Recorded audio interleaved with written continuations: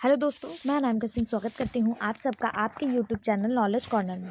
Friends, आज हम लोग जूलॉजी के ऑर्गेनिक एवोल्यूशन के इम्पॉर्टेंट क्वेश्चन जो है वो पढ़ेंगे। जूलॉजी में जैसा आप सभी को पता है, taxonomy, animal kingdom, animal cell, chromosome, structure of gene and genetic code, inheritance, human genetics, इतने टॉपिक अभी तक कवर हो गया है। आज हम लोग ऑर्गेनिक एवोल्यूशन के जो भी इंपॉर्टेंट क्वेश्चन है वो पढ़ेंगे, ठीक है। जैसा कि आप लोग का बार बार डिमांड आ रहा है कि मैम जूलॉजी और बॉटनी के सारे टॉपिक कवर कर दीजिए, तो फ्रेंड्स LT ग्रेड के पेपर तक सारे टॉपिक तो मतलब मैं प्रॉमिस तो नहीं करूँगी, लेकिन कोशिश करूँगी कि सारा जो है आपका कवर हो जाए। अभी हम लोग ऑर्गेनिक एवोल्यूशन पढ़ रहे हैं, उसके बाद न्यूट्रिशन है, डाइजेशन है, respiration, circulation, excretion, nervous system, muscles है, skeletal, endocrine system, embryonic development, biological molecules, harmful and beneficial insects, ecosystem और मिसलेनियस। इतना आपका जूलॉजी में बचा हुआ है और इसके पहले के सारे टॉपिक हमने कवर कर लिए हैं। एक बार मैं आपको दिखा देती हूँ, एक मिनट वेट करिए। यहाँ पे देखिए आप, ये आपका जूलॉजी का सिलेबस है, ठीक है, जूलॉजी का, जिसमें हम लोग taxonomy, animal kingdom, animal cell, chromosome, structure of gene and genetic code, inheritance, human genetics, इतना कवर कर लिए, ठीक है। आज हम लोग ऑर्गेनिक एवोल्यूशन पे पहुंचे हैं और न्यूट्रिशन के भी हम लोग क्वेश्चन जो है वो कवर कर लिए हैं। लेकिन अब जब हम ये एक नई श्रृंखला यहाँ से चला रहे हैं, जिसमें अभी हम लोग ऑर्गेनिक एवोल्यूशन तक पहुंचे हैं, इसको ख़त्म करने के बाद हम न्यूट्रिशन स्टार्ट करेंगे। तो हो सकता है कि यहाँ तक पहुँचने में हमको बहुत टाइम लग जाए। 17 जनवरी को ही आपका एग्ज़ाम है, लेकिन हम कोशिश करेंगे कि आपका जो है फटाफट से सारी चीज़ें जो है ज़्यादा से ज़्यादा क्वेश्चन लेकर कवर कराया जा सके। आज हम लोग ऑर्गेनिक एवोल्यूशन के इंपॉर्टेंट टॉपिक पढ़ेंगे और हम लोग बॉटनी भी पढ़ रहे हैं, तो आप लोग उसको भी ज़रूर देखा करिए। इसी चैनल पे आपको बॉटनी और GS GK के भी क्लासेस कराए जा रहे हैं, उनको भी ज़रूर देखिएगा, ठीक है। चलिए स्टार्ट करते हैं। आज का पहला क्वेश्चन जो जैविक विकास यानी कि ऑर्गेनिक एवोल्यूशन से है। पहला क्वेश्चन है, ऑस्ट्रेलियाई मार्सुपियल सर्वश्रेष्ठ उदाहरण है। Australian marsupial are best example of, किसका है? क्या वो कन्वर्जेंट एवोल्यूशन का है, एडॉप्टिव रेडिएशन का है, पैरेलल एवोल्यूशन का है, या फिर नन ऑफ एबव? जो आपका ऑस्ट्रेलियाई मार्सुपियल है वो किसका एग्जाम्पल है? तो इसका जो सही जवाब हो जाएगा, इसका सही जवाब A और B दोनों होना चाहिए, क्योंकि ऑस्ट्रेलियाई मार्सुपियल जो है ये संतृप्त विकास और अनुकूलित रेडिएशन दोनों का ही सर्वश्रेष्ठ एग्जाम्पल है। तो option A and option B दोनों ही इसका सही जवाब होना चाहिए, ठीक है। क्योंकि ऑप्शन में मोर ऑफ एबव का ऑप्शन नहीं दिया हुआ है, तो आप इनमें से कोई भी लगा के आएंगे तो आपका जवाब जो है सही हो जाएगा। अनुकूलित रेडिएशन क्या है? तो अनुकूलित रेडिएशन ऐसी प्रक्रिया है जिसमें जीव बहुत तेजी से अपने पैतृक प्रजाति के नए रूपों की अधिकता यानी कि उनको बढ़ाते हैं, ठीक। अगला क्वेश्चन, इसका PDF आपको फ्री ऑफ कॉस्ट हमारे टेलीग्राम चैनल पे मिल जाएगा। अगला क्वेश्चन है, जो UPPSC GIC में आया हुआ है, वे प्रजातियां जो भिन्न भौगोलिक क्षेत्रों में पाई जाती हैं क्या कहलाती हैं? A species inhabiting different geographical area is known as, उन्हें क्या कहा जाता है? Bio species, allopatric species, sympatric species, या फिर सिबलिंग स्पीसीज? इसका सही जवाब हो जाएगा ऑप्शन बी, एलोपैट्रिक प्रजातियां या एलोपैट्रिक स्पीसीज। वे प्रजातियां जो विभिन्न भौगोलिक क्षेत्रों में पाई जाती हैं उन्हें एलोपैट्रिक प्रजातियां कहते हैं। एलोपैट्रिक प्रजातियों में पैतृक आबादी के समूह, भौगोलिक अलगाव की अवधि के कारण अलग अलग प्रजातियां विकसित होते हैं। एक भौगोलिक परिवर्तन जनसंख्या के सदस्यों को एक से अधिक समूह में विभाजित करता है। वहीं अगर हम बात करें सिम्पैट्रिक प्रजातियों की, तो सिम्पैट्रिक जो स्पीसीज होते हैं इसमें एक से अधिक आबादी के समूह बिना किसी भौगोलिक अलगाव के अलग अलग प्रजातियों में विकसित होते हैं। ओके, ऑप्शन बी इसका सही जवाब हो जाएगा। अगला क्वेश्चन, हॉर्डी वेनबर्ग साम्यता डैश प्रभावित होती है? Hardy Weinberg equilibrium is affected by, किससे होती है? म्यूटेशन से, नेचुरल सिलेक्शन से, नन, या बोथ? तो इसका सही जवाब हो जाएगा ऑप्शन डी, बोथ। म्यूटेशन और नेचुरल सिलेक्शन दोनों के द्वारा हार्डी वेनबर्ग जो है वो प्रभावित होती है, ठीक है। यदि कोई जनसंख्या हार्डी वेनबर्ग संतुलन नामक अवस्था में है तो एलील्स की आवृत्ति या जीन संस्करण और जीनोटाइप या फिर एलील्स के सेट उन जनसंख्या में पीढ़ियों से समान रहेंगे, ठीक है। और हार्डी वेबनर समीकरण को भी संतुष्ट करेंगे। ऑप्शन डी इसका सही जवाब हो जाएगा। इसके 5 प्रमुख सिद्धांत हैं हार्डी वेबनर के।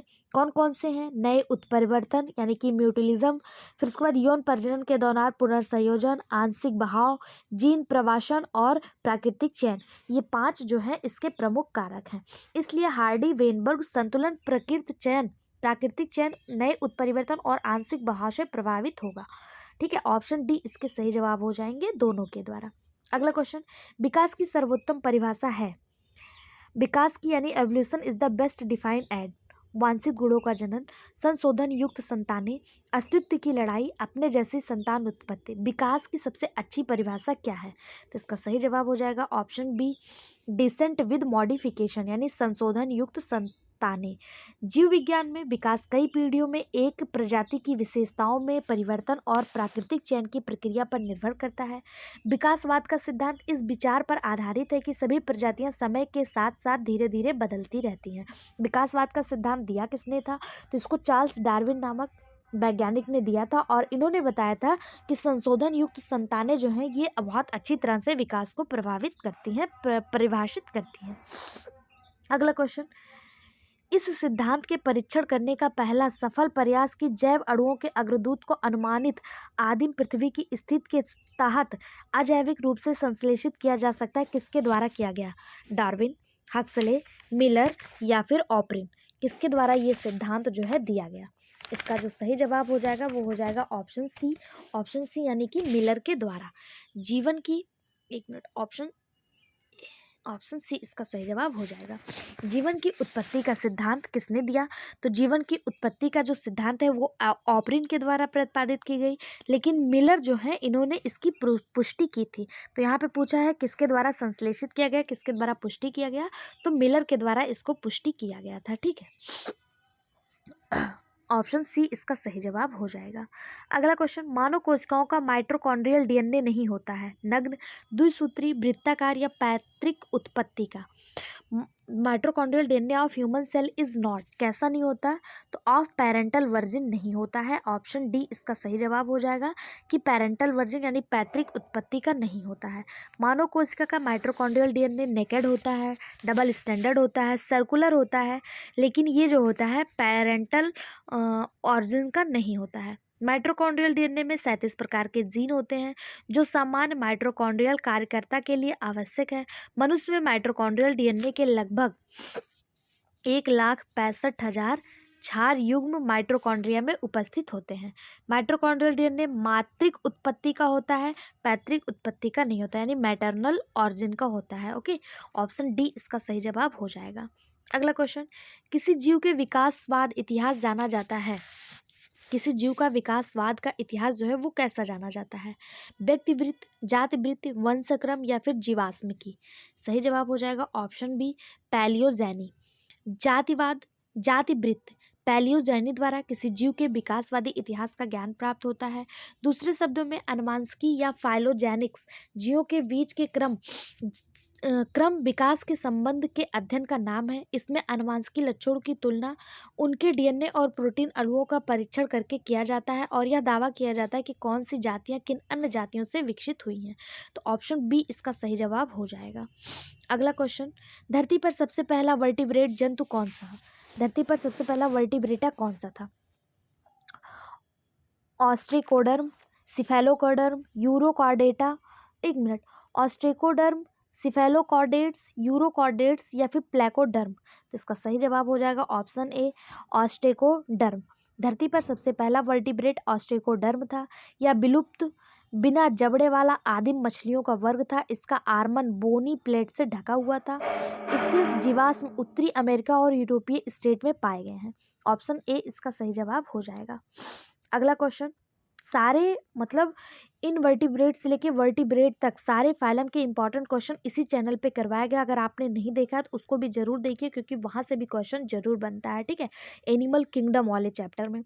अगला क्वेश्चन है, जीवित जीवाश्म का एक उदाहरण है आर्कियोपेट्रिक्स, यूरोमैट्रिक्स, लेटिमेरिया और कोलंबा। जीवित जीवाश्म का एक उदाहरण कौन सा है? तो इसका सही जवाब हो जाएगा ऑप्शन सी लेटिमेरिया। लेटिमेरिया जो है ये जीवित जीवाश्म का एक उदाहरण है। आर्कियोपैट्रिक्स क्या है, तो ये पक्षी और सरीसृप के बीच की कनेक्टिव लिंक है। यूरोमेट्रिक्स क्या है, तो ये सैंड लिजर्ड को कहते हैं, क्योंकि बालू में इसका मतलब स्थान है इसलिए इसे यूरोमेट्रिक्स या सैंड लिजर्ड कहा जाता है। आर्कियोपैट्रिक्स यहाँ से क्वेश्चन पूछा जाता है कि पक्षी और सरीसृप के बीच की कड़ी कौन सा है, तो आर्कियोपैट्रिक्स को पक्षी और सरीसृप के बीच की कड़ी कहा जाता है। कोलंबा कबूतर को कहते हैं। अगला क्वेश्चन, निम्नलिखित में से किस एक के सभी समजात अंग शामिल हैं? किसमें सभी समजात अंग शामिल है? मेढक के अग्रपैर, पक्षी के पंख और खरगोश के अग्रपैर। यही बिल्कुल सही जवाब हो जाएगा ऑप्शन ए ही। मेढक का जो अग्रपैर है आगे वाला, पक्षी का पंख और खरगोश का जो आगे वाला पैर है, ये तीनों ही होमोलॉगस ऑर्गन है यानी कि समजात है। ऑप्शन ए इसका सही जवाब हो जाएगा। ठीक है, अगला क्वेश्चन, समजातीय संरचनाएं हैं उत्पत्ति में समान लेकिन कार्य में भिन्न या समान, उत्पत्ति और कार्य में समान, उत्पत्ति में भिन्न लेकिन कार्य में समान, उत्पत्ति और कार्य में भिन्न। मतलब ये तीनों तो समजात ऑर्गन हो गए, लेकिन समजात ऑर्गन कहते किसे हैं? तो समजात ऑर्गन वे होते हैं, वे अंग जो उत्पत्ति और संरचना में समान होते हैं लेकिन उनका कार्य जो होता है वो भिन्न भिन्न होता है, वो समजात ऑर्गन होते हैं। ऑप्शन ए इसका सही जवाब हो जाएगा। ठीक, उत्पत्ति और संरचना में समान लेकिन कार्य जो होता है वो भिन्न होता है। अगला क्वेश्चन, निम्नलिखित में से कौन सा मनुष्य के अवशेषी अंग नहीं है? कौन सा मनुष्य का अवशेषी अंग नहीं है? ध्यान दीजिएगा, यहाँ पे नहीं पूछा है। ठीक है, आंख की मांसपेशी सीलियरली, आदमी की छाती पर बाल। तो जो हमारे आंख पे सीलियरली मतलब मसल्स होते हैं, ये अवशेषी अंग नहीं है, यही तो मुझे सही लग रहा है। छाती पर जो बाल होते हैं इसका कोई काम नहीं है। वर्मीफॉर्म अपेंडिक्स, इसका भी अब कोई काम नहीं है। कर्णपिंडा की मांसपेशियां, इनका भी कोई काम नहीं है। तो ऑप्शन ए ही इसका सही जवाब हो जाएगा, यही आपका जो है अवशेषी अंग नहीं है। ठीक है, सेंसरी लिगामेंट्स के साथ या लेंस की स्थिति में रहता है और ये लेंस को छोटा बड़ा करने का कार्य करता है। ठीक, जो वर्मीफॉर अपेंडिक्स है ये शाकाहारियों में नहीं लेकिन क्रियाशील जानवरों की ईयर पिन्ना की मांसपेशियों में अवशेषी अंग है। ठीक है, अगला क्वेश्चन, कौन सा मानव अवशेषी अंग नहीं है? फिर वही क्वेश्चन आ गया कि कौन सा नहीं है। ध्यान दीजिएगा, इसमें भी पहला दिया है निमेशक पटल यानी कि nictitating membrane, vermiform appendix, coccyx, epiglottis. कौन सा अवशेषी अंग नहीं है? तो एपिग्लॉटिस और अवशेषी अंग नहीं है। क्यों? क्योंकि एपिग्लॉटिस जो होता है ये एक ढक्कन की तरह होता है जो श्वास नली और फूड पाइप दोनों के ऊपर लगा होता है, ये इस खुलने बंद होता है। तो अवशेषी अंग वो होते हैं जिनका हमारे शरीर में कोई काम ना हो, जबकि एपिग्लॉटिस का हमारे शरीर में कार्य है। तो यही आपका अवशेषी अंग नहीं है। पीजीटी बायोलॉजी 2004 में पूछा गया क्वेश्चन। अगला, wings of butterfly bird and bat are, तितली, पक्षी और चमगादड़ के पंख कैसे हैं? तो तितली, पक्षी और चमगादड़ के जो पंख हैं वो एनालॉगस हैं। कैसे हैं? एनालॉगस हैं। ऑप्शन बी इसका सही जवाब हो जाएगा। जो अंग उत्पत्ति में भिन्न लेकिन कार्य में समान होते हैं उन्हें समवृत्ति या फिर एनालॉगस कहते हैं। वहीं पे इसका उल्टा, जो उत्पत्ति में समान होते हैं लेकिन कार्य में भिन्न होते हैं उन्हें समजात यानी कि होमोलॉगस कहते हैं। ठीक है, अवशेषी अंग जिनका कोई कार्य ही ना हो। अगला क्वेश्चन, इनमें से कौन सा समवृत्ति अंग है यानी कि एनालॉगस अंग कौन सा है? एनालॉगस अंग होते क्या हैं? तो वे अंग जो उत्पत्ति में भिन्न हो लेकिन कार्य में समान हो। जैसे अभी हम लोगों ने देखा तितली, पक्षी और चमगादड़ के पंख, ये उत्पत्ति में जो होते हैं कैसे होते हैं? भिन्न होते हैं, लेकिन इनका जो कार्य होता है, तितली का, पक्षी का और चमगादड़ का, तीनों के पंखों का एक ही कार्य है, उसी को हम लोग एनालॉगस ऑर्गन कहते हैं। ठीक है, इसमें पूछा कौन सा एनालॉगस अंग है। पहला है कीट के पंख तथा पक्षी के पर यानी कि बर्ड्स के फेदर और कीट के फेदर, कीट के विंग। तो दोनों ही मतलब समान ही है, यही आपका सही जवाब हो जाएगा। घोड़ों के अग्रपद और मानव का हाथ से दूर दूर तक कोई संबंध नहीं है, दोनों उत्पत्ति में समान नहीं है ना ही कार्य में समान है।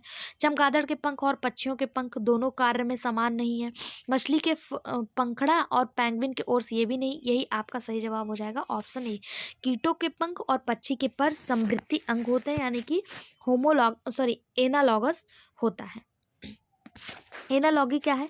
तो समजात अंगों के विपरीत ऐसे अंग होते हैं बहुत भिन्न प्रकार के जीवों में परंतु समान दिखाई देते हैं, इन्हीं को समवृत्ति अंग कहते हैं। ठीक है, अलग अलग जीवों में होते हैं लेकिन देखने में ये एक समान ही दिखाई देते हैं। जैसे उड़ने वाले कीटों के पंख देखने में और पक्षी व चमगादड़ के पंख देखने में एक जैसे ही लगते हैं। ठीक, लेकिन भ्रूणीय उत्पत्ति एवं विकास व मौलिक संरचना में पक्षियों और चमगादड़ों में बहुत सारी भिन्नता है, लेकिन अगर आप इन्हें देखेंगे तो ये एक समान लगेगा। इसी को एनालॉगस कहा जाता है। ऑप्शन ए इसका सही जवाब हो जाएगा। अगला क्वेश्चन, कीटों के पंख तथा पक्षियों के पंख किसके उदाहरण हैं? कीटों के पंख और पक्षियों के पंख, एनालॉजी, होमोलॉजी, सीरोलॉजी या फिर मिमिक्री। इसका सही जवाब हो जाएगा ऑप्शन ए एनालॉगी। अभी हम लोगों ने देखा था कि पंख जो है देखने में समान होते हैं, तो यही इसका सही जवाब हो जाएगा। ये दोनों किसके हैं? एनालॉगस के। वे अंग जो संरचना में भिन्न भिन्न एवं कार्य में समान होते हैं उन्हें एनालॉगस कहते हैं। ठीक है, कीटों के पंख ऐसे छोटे से, पक्षी के पंख बड़े से, ये देखने में तो भिन्न भिन्न होते हैं लेकिन कार्य दोनों का उड़ने का ही होता है, दोनों सुरक्षा प्रदान करने का ही होता है। तो ऑप्शन ए ही इसका सही जवाब हो जाएगा। होमोलॉगस क्या होता है? होमोलॉगस मौलिक समानता वाले अंग जो समजात अंग होते हैं, इनकी समानता को समजातता कहते हैं। ठीक, अगला क्वेश्चन, चमगादड़, टिड्डे और कबूतर के पंख किसका उदाहरण है? चमगादड़, टिड्डे और कबूतर के पंख एनालॉगस के उदाहरण है। ऑप्शन बी इसका सही जवाब हो जाएगा। अगला क्वेश्चन, यदि किसी क्षेत्र में विभिन्न जातियों की आबादी कम हो तो निम्न में से किसकी तीव्रता अधिक होगी? प्राकृतिक चयन, आनुवंशिक अपवाहन, प्रसंस्करण, स्थानांतरण। इसका सही जवाब हो जाएगा ऑप्शन बी, आनुवंशिक अपवाहन यानी कि जेनेटिक ड्रिफ्ट। यदि किसी क्षेत्र में विभिन्न जातियों की आबादी कम हो तो जेनेटिक ड्रिफ्ट की तीव्रता जो होगी वो अत्यधिक होगी। आनुवंशिक अपवाहन या जीन अपवाहन है क्या? तो विभिन्न सदस्यों की प्रजनन दंड की विभिन्नता के कारण जीव जातियों की छोटी छोटी आबादियों में पीढ़ी दर पीढ़ी सारे एलीलो जीनों की आवृत्तियों का समान रूप से प्रसारण होता रहना प्रायः असंभव होता है। कुछ एलील जीनों के प्रसारण की संभावना कम और कुछ की अधिक होती है, जिसे जीन अपवाहन कहते हैं। जीन अपवाहन में कभी कभी हानिकारक एलीलो जीनों की आवृत्ति इतनी बढ़ जाती है कि आबादी के कई सदस्य समाप्त हो जाते हैं, अतः आबादी और छोटी हो जाती है। इसमें आनुवंशिक विभिन्नताएं बहुत कम हो जाती हैं। कभी कभी महामारी, परभक्षण आदि के कारण छोटी आबादियों में जीन अपवाहन हो जाता है। ठीक है, ऑप्शन बी इसका सही जवाब हो जाएगा। अगला क्वेश्चन, जेनेटिक ड्रिफ्ट किसमें संचालित होता है? छोटी जनसंख्या में, बड़ी जनसंख्या में, आइलैंड जनसंख्या में या फिर मेंडेलियन जनसंख्या में? तो अभी हम लोगों ने देखा था जो जेनेटिक ड्रिफ्ट है ये छोटी जनसंख्या में जो है ये क्या करता है, संचालित होता रहता है। ठीक है, कभी कभी जीन अपवाहन यानी जेनेटिक ड्रिफ्ट महामारियों तथा परभक्षण के कारण भी होता है। यह प्रायः छोटी जनसंख्या में होता है। ऑप्शन ए इसका सही जवाब हो जाएगा। अगला क्वेश्चन, पी तथा क्यू प्रभावी तथा अप्रभावी जीन की क्रमशः आवृत्तियां हैं। कौन सा समीकरण हार्डी वीनबर्गर नियम से के लिए उचित है? तो इसका सही जवाब हो जाएगा option B, P plus Q equal to 1। ठीक है, हार्डी वीनबर्ग नियम के लिए सर्वाधिक उचित समीकरण P plus Q equal to 1 है, जहां पी तथा क्यू प्रभावी तथा अप्रभावी जीन की क्रमशः आवृत्तियां हैं, यानी कि पी जो है वो प्रभावी है, क्यू जो है वो अप्रभावी है। अतः किसी आबादी के जीन पूल में एक जीन युगल ए यानी कैपिटल ए स्मॉल ए को एक माना जाए और प्रभावी जीन कैपिटल ए व अप्रभावी स्मॉल ए की आवृत्ति को क्रमशः पी तथा क्यू द्वारा दिखाया जाए। P plus Q equal to 1 इनको जीनोटाइप आवृत्ति होगी। ठीक है, ए बी ही इसका सही जवाब हो जाएगा। अगला क्वेश्चन, इनमें से कौन सा समजात अंग है यानी कि कौन सा होमोलॉगस है? तो विभिन्न जीव जातियों के वो अंग जिसमें भ्रूणीय विकास भ्रूण के समान भागों से होने के कारण एक मौलिक समानता होती है वो समजात अंग कहलाते हैं। ठीक है, जैसे चमगादड़ का अग्रपाद यानी कि आगे वाला पैर, व्हेल, सील जैसे स्तनियों के अग्रपाद, घोड़ों के खुर, मानव के हाथ की उंगलियां, ये सभी समजात अंग होते हैं। तो आपको ऑप्शन सी में इसका सही एग्जाम्पल मिल रहा है कि मानव के हाथ तथा पक्षी के पंख ये समजात होते हैं। ठीक है, होमोलॉगस और एनालॉगस दोनों में अंतर होता है। एनालॉगस क्या है? एनालॉगस वे अंग जो संरचना में भिन्न भिन्न किंतु कार्य में समान होते हैं वो एनालॉगस होते हैं। लेकिन होमोलॉगस क्या होता है? जो कार्य में भिन्न हो लेकिन संरचना में समान हो वो होमोलॉगस होते हैं। ठीक है, ऑप्शन सी इसका सही जवाब हो जाएगा। अब पहला टॉपिक जो हम लोगों ने लिया था, पहला टॉपिक हम लोग क्या पढ़ रहे थे?